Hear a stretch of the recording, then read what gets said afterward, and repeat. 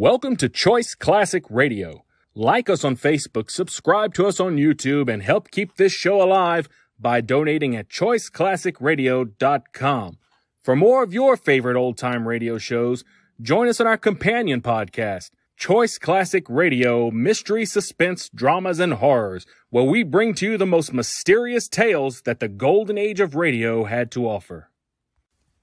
And now, with 677 episodes made, airing on the Mutual Broadcast Network from 1937 to 1954, we bring to you The Shadow.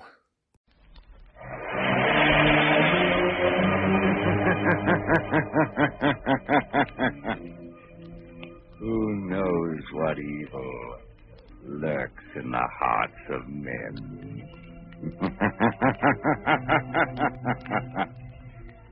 The Shadow knows.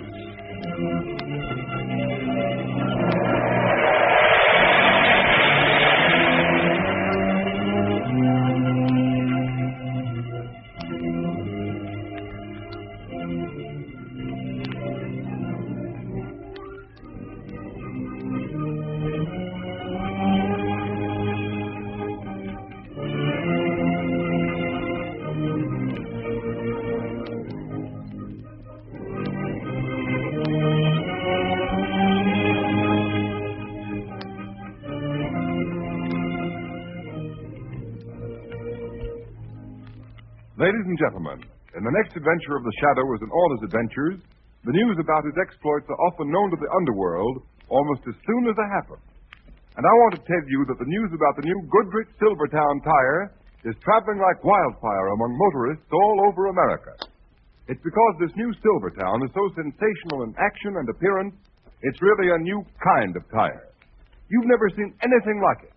It even looks different, for its tread is wider and flatter, and every inch of the tread is covered with row upon row of never-ending spiral bars. And those spiral bars do the same job on a wet, slippery road as your windshield wiper does to your windshield. They sweep the water right and left. They force the water out through the deep drainage groove.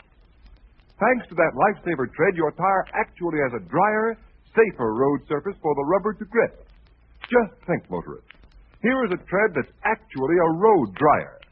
No wonder the new Silvertown will stop you quicker and protect you against the dangers of skidding as never before. And here's a sincere and friendly tip. Don't fail to see and drive on the new Goodrich Silvertown the very first chance you get. Get a free demonstration. Take it from me, you'll get the driving thrill of a lifetime. And remember, only the new Silvertown offers you two great life-saving features: Lifesaver Tread Skid Protection and the famous Golden Ply Blowout Protection at no extra cost.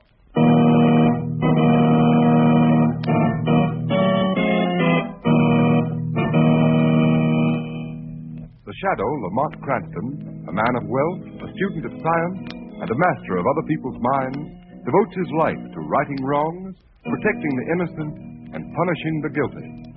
Using advanced methods that may ultimately become available to all law enforcement agencies, Cranston is known to the underworld as the Shadow.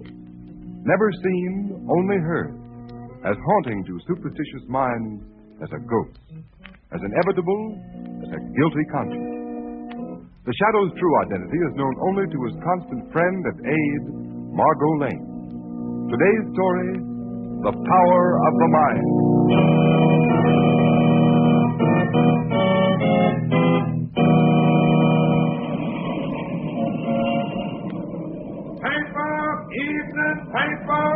Paper, mister.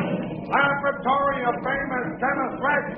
Discoverer of new mystery explosive missing. Paper. Ladies and gentlemen, here's a special radio flash on the mysterious disappearance of Professor John Hardy. He was last seen entering a black limousine and was accompanied by a heavy-set man wearing a Van Dyke beard and a tall, slender woman of foreign appearance. Secret Service agents are reported investigating the case due to the importance attached to the professor's reported discovery of a new type explosive, more powerful than any known to munition makers in any country in the world.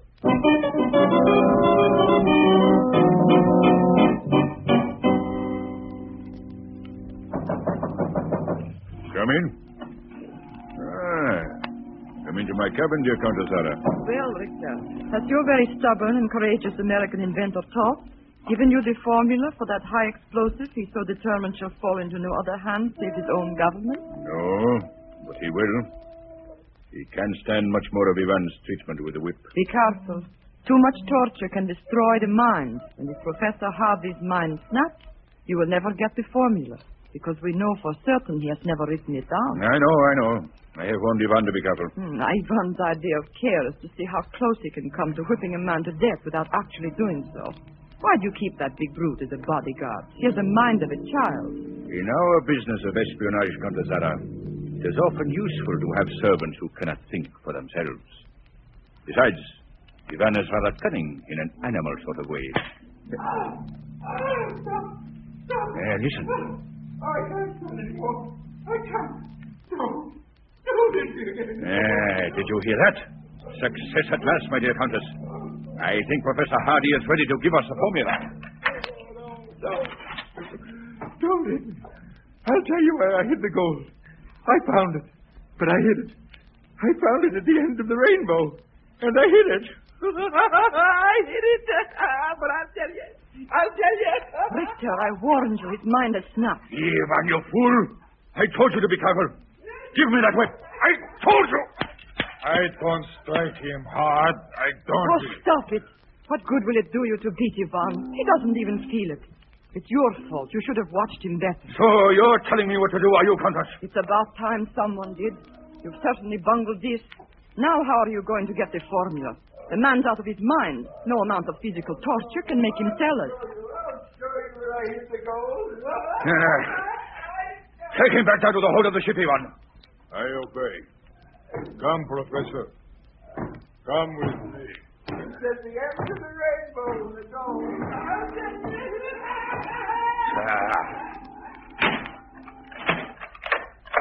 So you've destroyed his mind. Good work. It's like having the formula in a sealed envelope and throwing it in the fire. Now what are you going to report to headquarters? Be quiet, Zara. I'm not finished. There's still a chance. Another way of getting his secret out of him. Even if his mind is gone. It may be an easier, surer way. Oh, why didn't I think of it before? What are you talking about?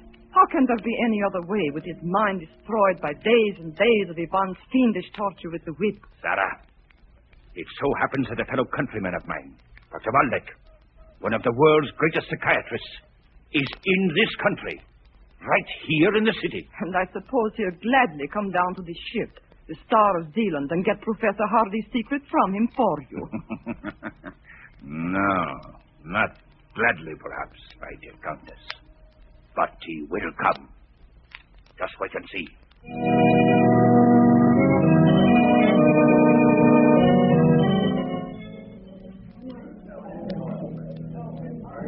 I enjoyed your lecture very much, Dr. Waldeck. Our club has been honored tonight. Thank you, Mr. Cranston. You are a scientist interested in psychiatry? Well, in a way, Dr. Waldeck, I'm really only an amateur criminologist. So, then perhaps you could tell me something of this remarkable man I've heard so much about. Even before I made this trip to America, a man called the Shadow. The Shadow? I'm afraid not, Doctor. No one knows very much about him. What have you heard? Oh, a great deal. I understand he is a master of mass hypnosis, of method suggestion. He has you criminals and police quite baffled by his ability to appear in a room crowded as, let us say, this club of yours, and yet remain unseen. You seem to have no doubt of the Shadow's existence, his powers, Doctor. Oh, none whatever, Mr. Cranston. In fact, I should like to meet this Shadow. But then I suppose I should have to commit some crime in order to do so, and I wouldn't care to carry my scientific research quite that far. I think the Shadow would enjoy meeting you, Doctor. You have much in common.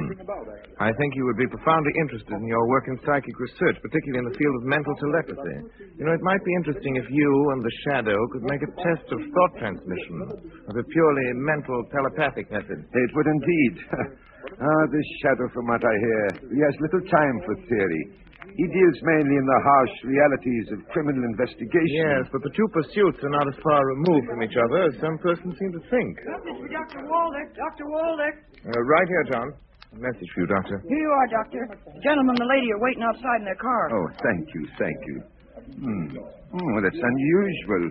Most unusual. Is there any answer, Doctor? Answer? Yes. Say to the Countess I will come immediately. All right. I will do what I can. You will excuse me, Mr. Cranston. A countrywoman of mine is in need of help, and I must go at once. Perhaps we will meet again. Well, goodbye.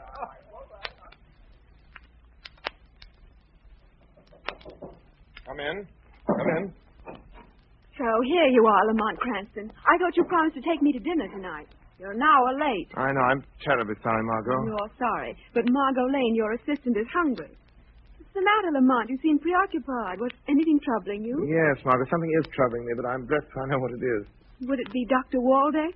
Ever since you talked to him at the club last night, you've been wondering if he just suspected that you are the shadow. I don't think he knows, Margot. Then what are you worrying about? Simply that all day long I've had the feeling that Dr. Waldeck has been trying to get in touch with me, or rather, I should say, with the shadow. But how could Margot, he? Waldeck practiced what he preached. He is a master of mental telepathy. Well, the shadow isn't exactly a novice at mental telepathy either.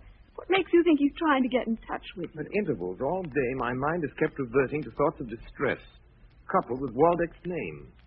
Waldeck's name and another name. Star of Zealand. That sounds like the name of a ship. Perhaps, but it doesn't make sense. Well, it seems to me it'd be easy to find out if Dr. Waldeck's in trouble. Why not call his hotel? I've been on the point of doing it several times, but... Here, give me that phone. Let me call him.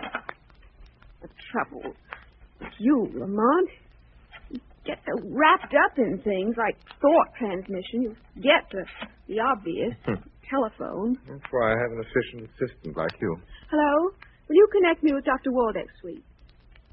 What? Are you sure? The secretary's had no word either.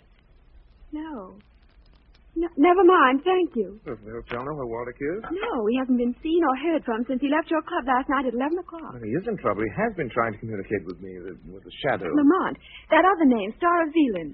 Maybe he's been trying to let you know where he is. Yes, now I'm sure of it. Star of Zealand. You said it sounded like the name of a ship. It's just possible. Hand me that newspaper, Margot. Got it here. Yeah, the shipping news. Let's see. Here it is. Sailing, arrivals, departures in port. Margot, there is such a ship in port. Star of Zealand. A freighter general cargo, Pier 83. Margaret, your car outside? Yes. Want me to drive you down to the dock? Yes, come on. There isn't a minute to lose. That ship is scheduled to sail at 6 o'clock tomorrow morning. And you think Dr. Waldeck is on board? Yes, and I'm just as certain he's in trouble and needs help. Help from the shadow.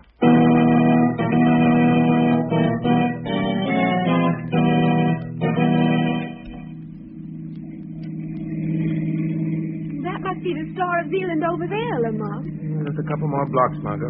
Wouldn't it be better to let the police investigate? You have so little to go on. You can't even be sure there is anything wrong. If I can't convince you, Margot, what chance do you think I'd have of persuading the police to board a tramp steamer and search it for a man not even reported missing? But how on earth would you search a ship without help? It would take hours. It won't be necessary. I'll know if there's anything wrong if Waldeck's there. 5 minutes after I've walked on the gangplank. But I'm going aboard as the shadow. We're nearly there. Slow down. Stop by the next pier. Right. I don't think you'd better wait, Margot. This is a tough section and it's late. All the more reason for my waiting. Don't worry about me, Lamont. I'll lock the car doors. And another thing, if you're not back in 15 No, minutes... Margot, I may need more time, but keep the shortwave radio tuned in, their usual band. If you don't hear from me in half an hour, then go ahead and notify the police. All right, half an hour, but not a minute longer. I wish I knew what you were walking into, Lamont. I don't like this mental telepathy blind man's buff. Neither do I, Margot, but during the ride down here, I've had a stronger feeling than I did at first that Dr. Waldeck is in desperate need of help. Stay in the car, Margot. Lock the doors and sit tight until I come back. Or you hear from the shadow.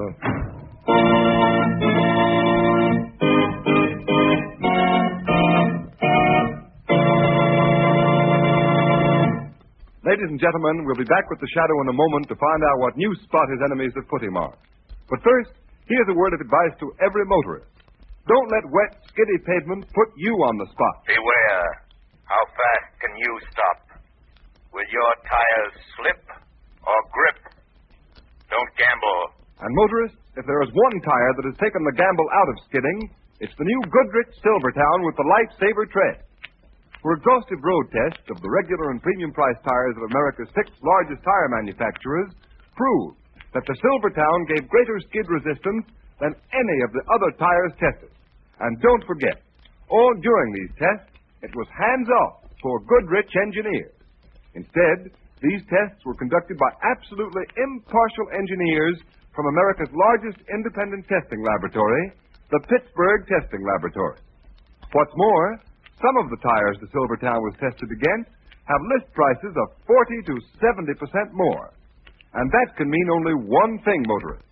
No other tire, regardless of price, can give you the superior skid protection of the Lifesaver tread. With Lifesaver tread Silvertowns on your car, you'll stop quicker, safer on a wet pavement than you've ever stopped before. Just think, the quickest non-skid stops ever with the Lifesaver tread. Real blowout protection, too, with the famous Goodrich Golden Ply. And these 2 Goodrich safety features are now yours in the new Silvertown at no extra cost. Take a tip from me. For safety's sake, ride on Goodrich Safety Silvertown.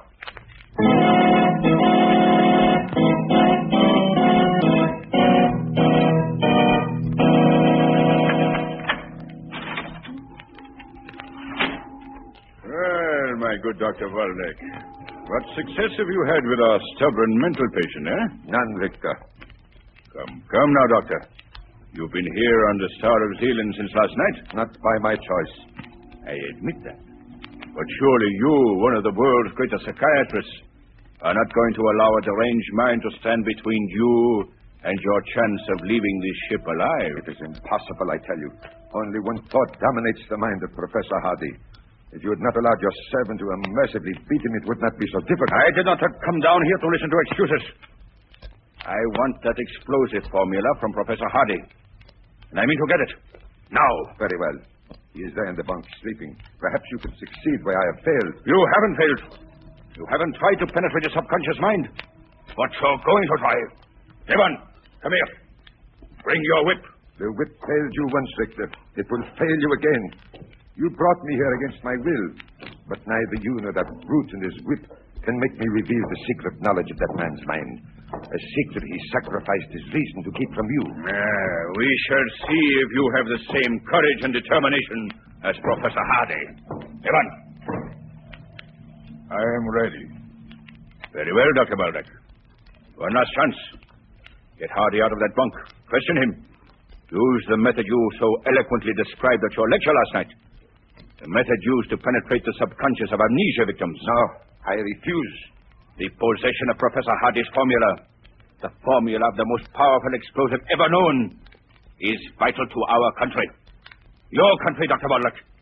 If you refuse, you are an enemy of your people. I am a man of science. My nationality was an accident of birth. You are a traitor. In your eyes, perhaps. Just as in mine, you are a common thief. Hold your tongue. They cheat. Do as you're told. And they coward. Come on. The whip. We'll see who is a coward. Yes. Mr. Richter, you didn't touch him. What's the matter with you? Why did you throw the whip away? Something touched me. Knocked the whip from my hand. You're crazy. You dropped it. Get it. No, I swear. Something knocked it from my hand. Pick up that whip, I say. Pick it up. But, Mr. Richter, the whip, it moves. It moves like a living thing. Like a snake. That is it, Dr. Waldeck? Trying to save yourself by fogging Ivan's mind. Making him see by hypnotic trance. Whips move like snakes, sir. Well, I'll show you. I can use a whip, too. Stay where you are, Doctor. Or do you think you can stop me pulling the trigger of this gun? Your servant is not imagining things, Victor. He is not seeing things which have not happened. He is not hypnotized. Something knocked the whip from my hand. I swear. Did you hear that? Laughter. Like the laughter of Satan. Somebody here. You heard it too. You heard it. Yes, your master heard it. The shadow. You heard my appeal. You have come. The Shadow. Shadow. Then it is possible. Telepathic communication between two minds, far removed, without mutual concentration of thought. Yes, Dr. Waldeck, a theory is being proved, but a fact remains. Is this another of your psychic tricks, Doctor? Richter, surely your activities in espionage have brought you in contact with those who have warned you against the Shadow. The Shadow? So you are the Shadow? Waldeck got word to you, did he? Yes, but in a manner beyond your comprehension. Hey, man, get out quick. Close the iron door. Don't open it again until I order it. Yes, I obey. Your gun is trembling, Richter. Dr. Waldeck was right. You are a coward. At least I don't hide in shadows. So, you've come to save Dr. Waldeck. I came here in answer to his call for help, but now that I'm here... Now that you're here, Shadow, you will remain. You have walked into a trap that will hold you until I am ready to deal with you in my own way. You and Waldeck and Professor Hardy there. You, Shadow, may even be useful in an event that the good doctor fails me. Hello? Hello? Captain, Richter speaking. Yes, sir. Order your crew to the post. Cut off. We send at once. But it is not 6 o'clock, sir. Obey my orders. We send at once. Yes, sir. As you command. Ivan, open the door. Don't waste your time in trying to get out of this hole here. Even you cannot walk through steel doors, Shadow. In a few hours, we will be at sea, and you'll be beyond help. As for you, Dr. Waldeck, I advise you to enlist the aid of the Shadow in securing Professor Hardy's secret, if you value your life.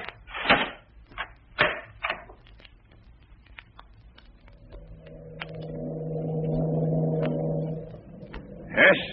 Come in. You're getting underway, Mr. Richter. Are there any further orders? Yes, Captain. As soon as we are at sea, I want half a dozen of your best men. Arm them with rifles and revolvers. Have them report here to me. Yes, sir. Why are we leaving so early? Oh, good morning, Captain. Oh, Countess. Beg your pardon, but have you been in your cabin? I haven't left it until now. Why? Why do you ask? What's wrong? Speak up, man. A young woman was seen coming on board just before we cast off, sir. What? Are you sure? Yes, sir. My second mate mentioned it, but thought it was Countess Zara. It couldn't have been. Captain, take every member of your crew you can get. Search the ship. Find that woman and bring her here. Yes, sir. We will find her if she is aboard.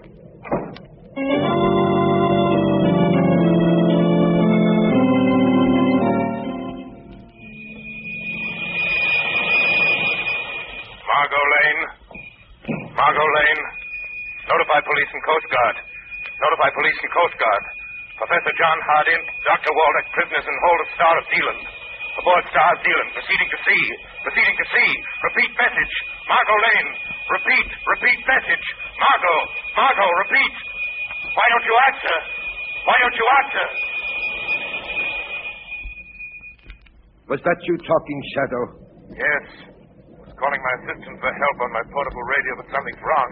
I can't get an answer. I am profoundly sorry for the situation which we find ourselves.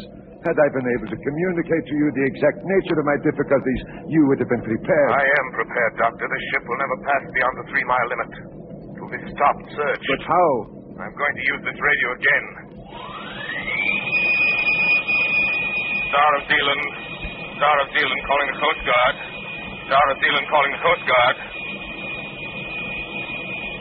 Go ahead, Star of Zealand. Go ahead. Professor John Hardy, missing scientist, wanted by the Secret Service, prisoner firing aboard Star of Zealand. Proceeding down bay, stop and search. Stop and search, prepared for armed resistance. That is all. Okay, Star of Zealand. A Coast Guard cutter will investigate immediately.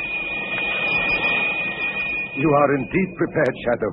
But do not underestimate the cunning of Richter. At the first sign of danger, he will attempt to dispose of Professor Hardy and myself and you. We must be prepared for that. Professor Hardy's mind completely gone? No. For the past 24 hours, I have been treating him, have induced hypnotic sleep. He should be nearly rational now. Then awaken him. There's no time to lose. Very well. Professor Hardy. Come, Professor Hardy. It is time to waken. It is time to waken, Professor Hardy. Margot, why did you leave the car? Aboard the ship. I called you, but received no reply. When the ship sailed ahead of schedule, I was sure something gone wrong.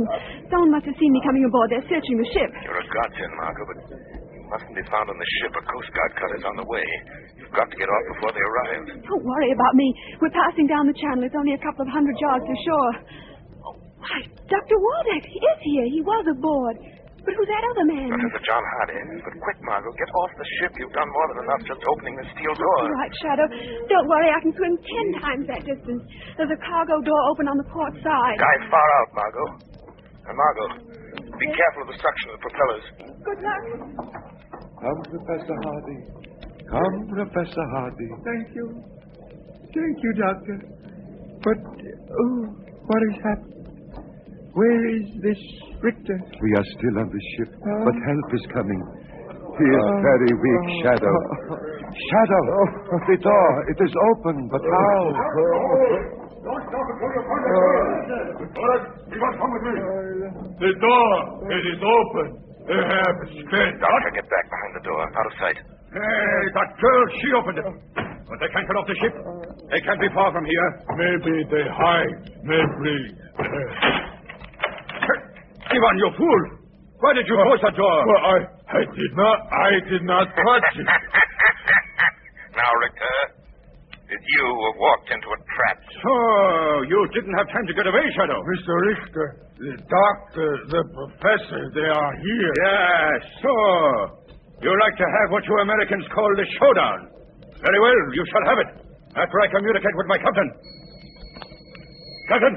Captain! Yes, sir. Quick! Your men who are searching the ship, send them to this hold at once. Immediately, sir. Now, Shadow, we shall deal with you. Ivan, watch the good doctor and the professor. Their turn will come when we have finished with this Shadow once and for all.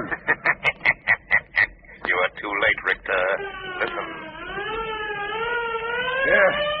So, the river police. Well, let them come. Before they can board us, there will be no trace of any of you. Perhaps your captain is not so sure. He's calling you over the speaking tube. Hello, hello. Coast Guard cutter off our port bow, sir. She has readied us to halt for search. Order full speed ahead and get your men down here. But we are not beyond the 3-mile limit. Carry out my orders. Full speed ahead. Yes, sir. Desperate measures, but they will fail, Richter. They will fail. That was a blank, a warning.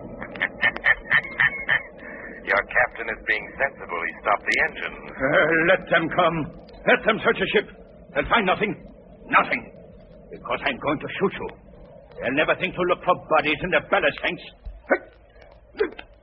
My gun! No. No, Richter. You're not going to add murder to your list of crimes. Ivan, quick! I've got hold of the shadow here. Take my gun. It's on the floor. The shadow's here between me and the wall. Shoot him. No, there is nothing there. I see nothing. Shoot him! You are mad. Shoot him! Mad, I go. Dr. Waldeck, the gun. Pick it up. Put up your hands, Richter. No, you don't. You'll never turn me over to the police.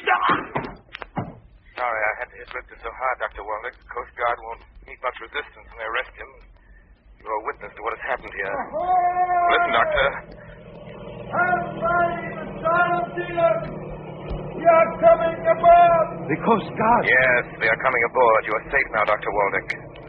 Your faith in the power of the mind saved you and Professor Hardy, helped him keep his secret. Perhaps at some future time, under more favorable circumstances, we shall meet again.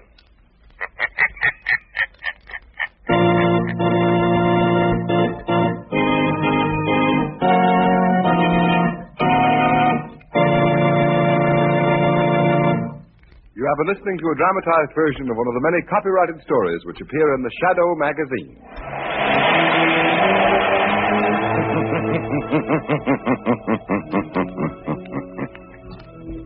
The weed of crime bears bitter fruit. Crime does not pay. The Shadow knows.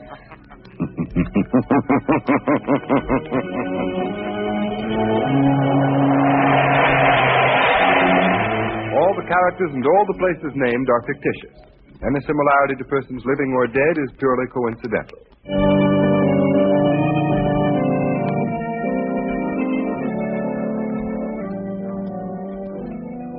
That concludes today's episode.